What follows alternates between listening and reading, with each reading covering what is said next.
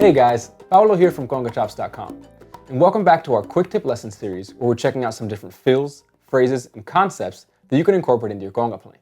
Now, before we get started, make sure you hit like and subscribe, and turn on your notifications for the channel so you'll be the first to know when our next lesson is up. Today I want to show you a couple simple variations that we can create within the Tumbao using the same exact figure for each one and simply changing up the orchestration. Now, in terms of our conga playing, when we talk about orchestrating or voicing a pattern, we're referring to the sounds we choose to play each note with. Now, whether it's swapping a slap for an open tone, or playing the low drum instead of your main drum, re-orchestrating or re-voicing a pattern is one of the simplest ways to make the most out of what you already know. The figures we'll check out today can be used as small variations that won't disturb the flow of the Tumbao, as part of a groove in a longer phrase, or can even be played just once in an entire song to create a different shape to use in your playing. Now for this first one, we're going to use our 2-drum Tumbao that has the tumbalora on the 2 side of the clave as a foundation. Let's check it out.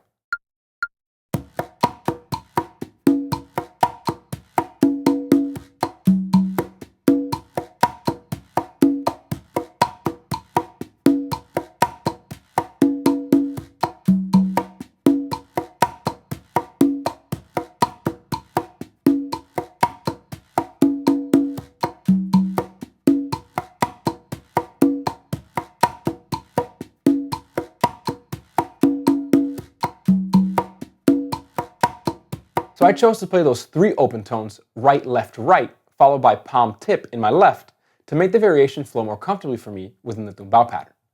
But you can feel free to stick those tones however you'd like. Now, don't forget you can slow down any part of this lesson, or any of our lessons, from the settings menu in the bottom right hand corner of the video player window. And don't hesitate to rewatch whatever you need to and take notes. For this next variation, we're going to take our 3-note shape and revoice it. So instead of playing an open tone on beat 4 to start the variation, let's move that over and play it as an open tone on our low drum. Now this time, let's use our modern 1-drum Tumbao as the foundation. And don't forget to clap the clave along as you listen so you can start to feel how these variations line up.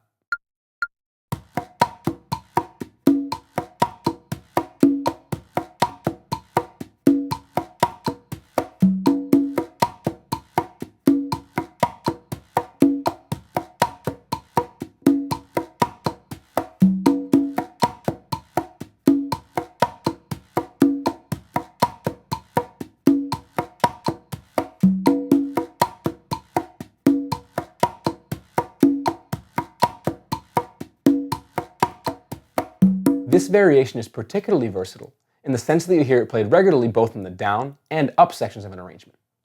Now remember that a down section can loosely refer to any part of an arrangement where the timbal player is playing mainly cascara, the conga player is playing their main groove on 1 drum, and the bongocero is playing bongo.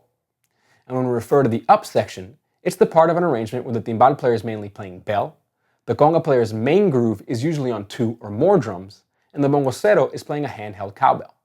So this variation works equally well in a 1-drum groove or with our 2-drum Tumbao, which contrasts to our first variation in this lesson, which we hear more commonly used in an up section for the most part.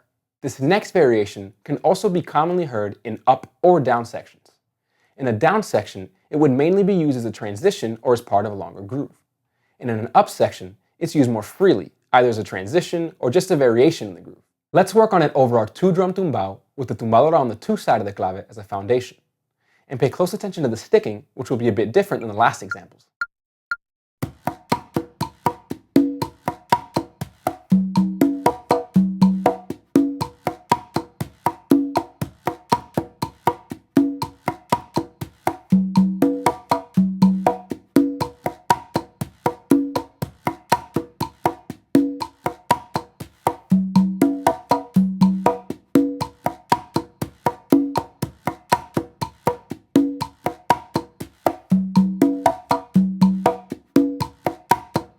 So you can see that the sticking of those 3 notes went from being right, left, right to right, right, left, so we could play those 2 consecutive low drum open tones. Then I played 2 close slaps, right, left, to get back into the groove. So now that we have these 3 variations, let's hear what it sounds like if we use them more freely at a faster tempo. We'll work on them over our modern Montuno 1 practice loop in 2-3 clave from Congas.com. 1, 2, 3, 4.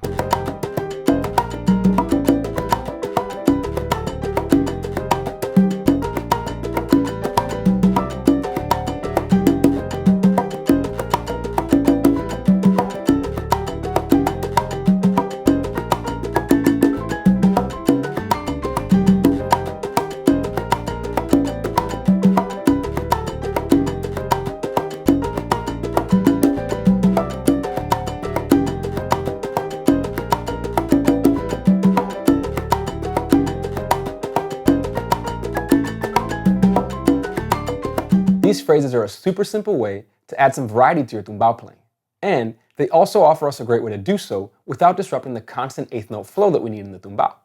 Now all we did was take the same 3-note figure and revoice it. So feel free to apply the same concept to any other short figures you already know and see how they sound. Remember that we always want to be aware of how what we're playing fits in respect to the clave. In this lesson, every example we played was in 2-3 clave, with the variation happening in the last beat of the 3 side leading into the downbeat of the 2 side. Now, these could also work if we played them on the last beat of the 2 side of the clave leading into the 3 side, but it's much less common and might sound a bit unnatural depending on the context. This is why it's super important to listen to different tracks and different players to start to develop a feel for when it sounds natural in the course of an arrangement or a particular section to start to use these. Listening for and analyzing all the different variations and phrases we're learning will ultimately help us build our musical vocabulary very quickly, and help us develop our own personal taste, especially in terms of what we want our conga playing to sound like. So make sure you work on these slowly with a metronome at first as you begin to master them. Once you feel comfortable with each one, try practicing them in a musical context, maybe by playing them only a couple times throughout the course of an entire song, or playing them or repeating them closer together in a specific section to really create some variety in your tumbao. Now, just be mindful of what's going on in terms of the rest of the instruments and vocals on the track. Now, if you want to know more about what we do on Conga Chops, and how you can challenge yourself to get better each and every day, come check us out at congachops.com. We've got an incredible library of step-by-step lessons, as well as all the loops you're hearing in these lessons, and an amazing community forum where you can get one-on-one feedback on everything you're learning. Just click the link below to grab your 7-day free trial and see what it's all about. Don't forget to support our channel by giving this video a like, leaving a comment down below as to what you'd like to see next, and hitting subscribe so you can catch a new video each week. I'll see you in the next lesson.